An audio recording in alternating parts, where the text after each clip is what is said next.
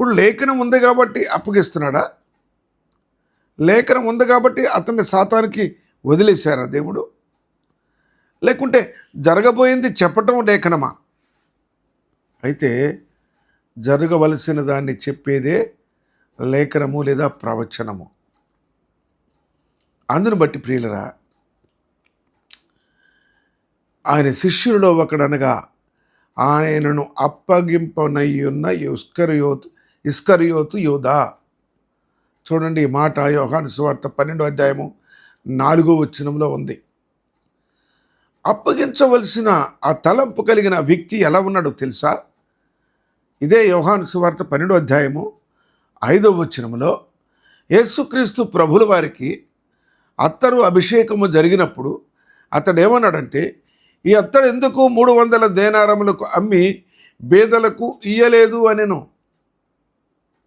అక్కడ ఏమనుందంటే, వాడు బీదల మీద శ్రద్ధ కలిగి కాదు అన్నారు. ప్రభువుకు జరుగుతున్న అభిషేకము, ప్రభువుకు జరుగుతున్న ఆ యొక్క ఘనత ఓర్వలేనిదిగా ఉన్నది సాతాను. ప్రియులరా, నీ పక్కన ఉంటారు, నీతో ఉంటారు, నువ్వు అన్నవు అంటారు, తమ్ముడవు అంటారు, నా ప్రియుడవు, సహోదరుడవు అంటారు. కానీ నీవు హెచ్చించబడితే వాళ్ళు సహించలేరు. వారి ముందు నువ్వు గణపరచబడితే వారు తట్టుకోలేరు. వారి ముందు నువ్వు ఎవరి చేతనైనా గౌరవించబడితే వారు ఆకలింపు చేసుకోలేరు. వారెవరంటే శిష్యులలో ఒకడైన ఇస్కరియోతు యూదా సమానులే. ఒకవేళ నీవు అలా ఉన్నావా, నేను అలా ఉన్నానా? ప్రభుని ఇప్పుడే అడుగుదాం.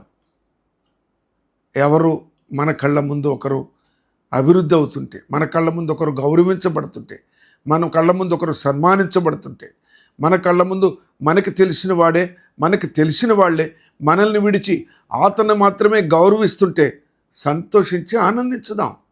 ఒక దినాన ఇస్కరియోతు సాతానుకి అప్పగించబడటం కాదు, ముందు నుండి సాతానుకు సహచరుడుగా, అనుచరుడుగా బ్రతుకుతూ వచ్చాడు. యోహాను సువార్త 12వ అధ్యాయం 6వ వచనంలో ఏమన్నారంటే, అతడు దొంగిలించుచూ వచ్చెను అన్నారు. వాడు దొంగ అయి ఉండి తన దగ్గర డబ్బు సంచి ఉండినందున అందులో వేయబడినది దొంగిలించుచూ వచ్చెను గనుక అలాగూ చెప్పెను.